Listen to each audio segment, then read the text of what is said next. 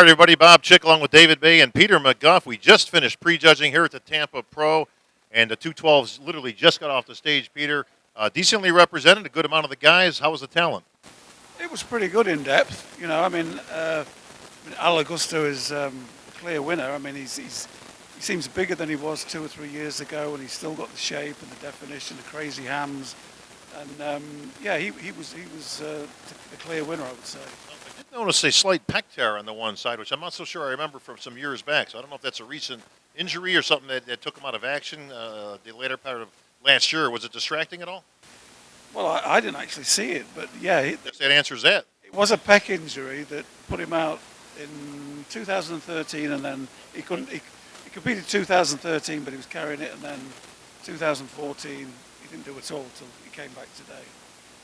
All right, Al Auguste definitely looking like he's in the driver's seat. David, I saw it about the same way.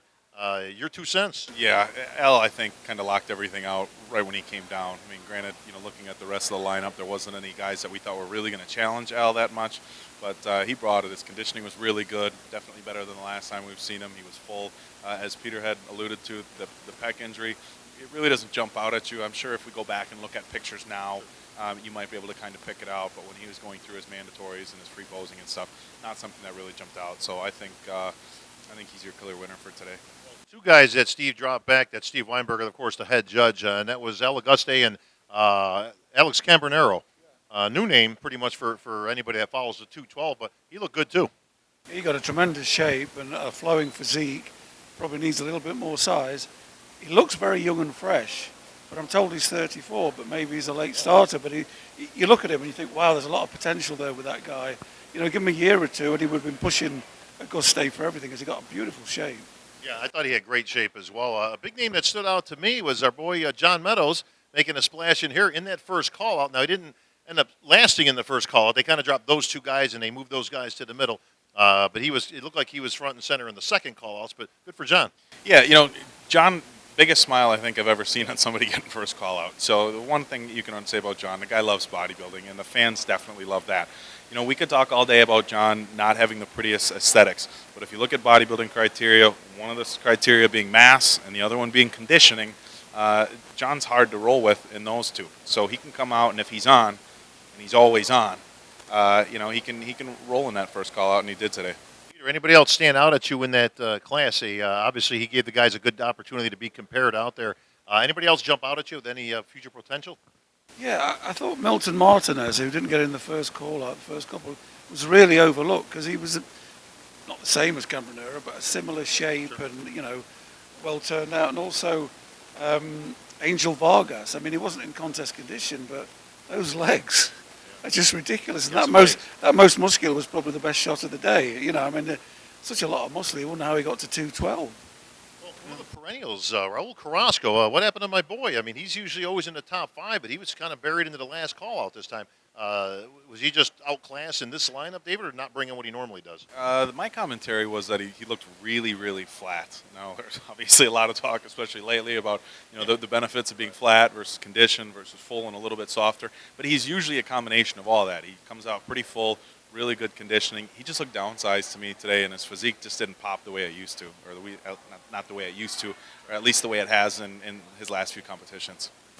Well, we'll see how the 212 wraps up tonight at the finals. For those looking for the open results, of course, that's not till tomorrow morning, prejudging, and, of course, the finals tomorrow night. But plenty of other action on the stage, Peter. We had Pro Figure. Antonio looked squarely in the winner's circle to me. Yeah, obviously by the call-outs, that's where she was. She was left in the middle. I think Shanique Grant needed a closer look. She should have stood next to Anne. I mean, she's only 19, David tells me, and what shape, and such long limbs. And some of these figure girls, I mean, I thought it was a really high class. There was some really good, Sure. I was going to say good-looking girls. I don't mean that's good-looking in a physique sense. They were good-looking facially as well. Let me retract that. Absolutely. But they were. A lot of them were really, really good figure competitors. Well, Shanique Grant, one of those names that we had talked about yesterday in our preview, definitely one of the young guns coming up, 19, 20 years old. I got to say, though, now, this is the first time I've actually seen her on stage and the first time she's been on a pro stage making her debut. I thought she was a little thin up top. I mean, she's got the big shoulders, but just overall, it looks like she just needs to either mature a little bit or just put a little bit, I hate to say size, but maybe thicken up top because the legs to me look like a little bit overpowering. But obviously she's got a great physique. Standing next to a top Olympian though, and Antatoni, it looked like they had her like in third or fourth. Yeah, it's definitely a tough lineup, and I think that's one of the things that we got to consider. Is Antatoni has been, she's won every non-Olympia that she's been in. Top 5 in the Olympia for years. So, Shanique ran into really stiff competition. Now, Shanique's waist obviously looks really tiny, broad back. But when you put Ann and Joan Smith, all those girls have real tiny waists. Shanique's a little bit long torsoed, so her, that'll just enhances how small her waist looks. That said, she did have her hands out. I was discussing with a couple other people. She did have her arms out a little bit wide in some of her poses. So I think that might have hurt her a little bit. Her physique is absolutely fantastic. And if she can continue to bring this type of physique, I don't see her ever falling outside of the top 5 on any IFBB stage. She's definitely got some genetics to boot. But let me focus on Joan Smith right now. Now, here's a little bit of a clue for you guys. Her real name's Tanaka. It's not Joan. So I figured out really quick yesterday with that accent. I'm like, there's no way your name's Joan. She's like, she's half Japanese, half African. So there's a hell of a combo for you. But wow, what a shape on her. And boy, and she came out, big smile on her face, very pretty girl. She had similar proportions. She was almost like a mix between like an Antatoni and Shanique. So, I mean, but I thought she was great. But she looks like she's probably a number 2 spot. But, man, what a fantastic start to her career. Yeah, and she exuded confidence and looked the part when she walked out. I mean, that's part of the selling yourself to the judges and the audience, and she did that very well. And like I say, it was a really strong class from where I was sitting, which was in the car park. But from where you were sitting, that's good enough. But, well, great competition here once again. We'll look for Antatoni to take that top spot, and, of course, she's going to ride that on that winning streak right into the Olympia, which is only about 6 weeks away. So we're getting right down there. In other news, Peter, men's physique. David. Over to David. My pre-show favorite, Brandon Hendrickson. He looks phenomenal. Peter and I had discussed this guy looks like he's pushing the lines on men's physique and bodybuilding, and I don't know what his legs look like. But even if they're half as good as his upper body, I think with a little bit of added muscle, he probably could jump into the 212. I mean, aesthetically, his upper body is perfect, full muscle bellies. They put him in the center. He stayed there the whole time. So I think I wasn't paying attention much on the call, so I was busy up there, doing what I do. Where was Javon Walker, my man on there? Did he make the first call out? Was he in there? No, he was in the second call out. So, Javon's his waist is a little bit thicker than some of the other guys in the men's physique. Haven't been a professional football player and a professional baseball player. Obviously having a muscular torso is going to be, functionally necessary for those things. So he doesn't quite have that just that crazy V-taper that some of the other guys have. That being said, with him focusing his career now on men's physique, he's a smart guy, and he's excelled at everything he's done pretty much. Sure. So I think he'll improve just as he goes. All right, women's physique also taking a stage. My girl, Mindy OBrien, I think she's finally going to get the nod here. Looked like she was in center circle, which is always a good spot to be. And it looked like the judges certainly liked her as well.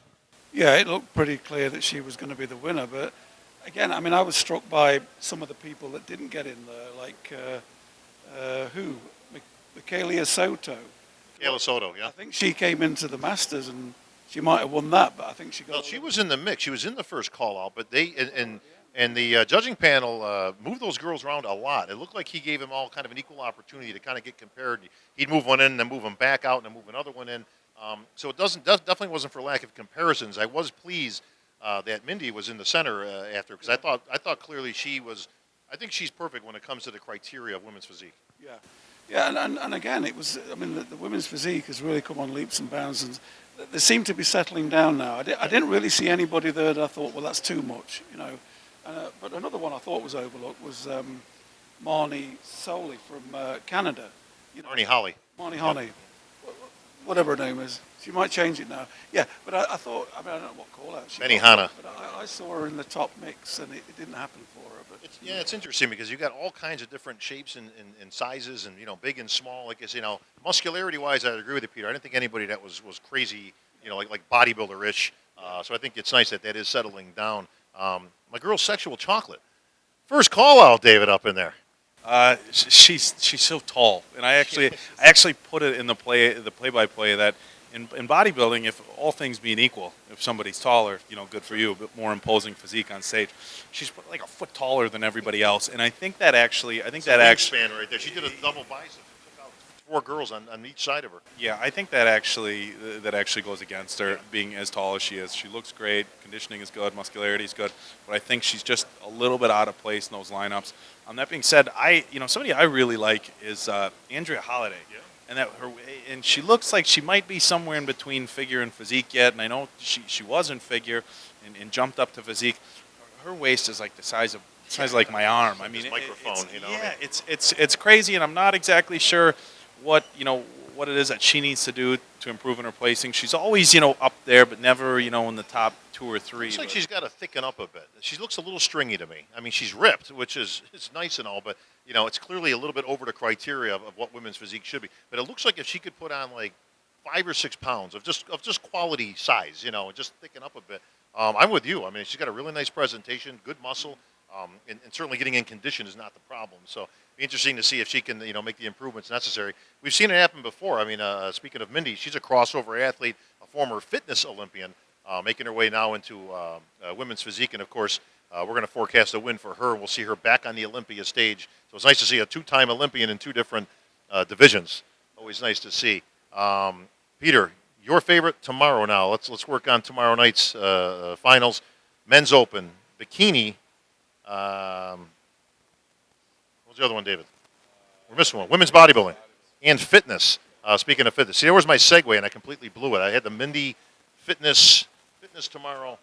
I did drop the ball, but that's okay. Thanks for pointing that out. Well, Javon never dropped the ball, so that's why he's a Hall of Famer, and I'm sitting there with you 2 guys. Hey. So, What was the question? there was no question. It was just a statement, really, but we got some more IFBB pros coming up tomorrow, Peter. We got bikini. I know your personal favorite, of course.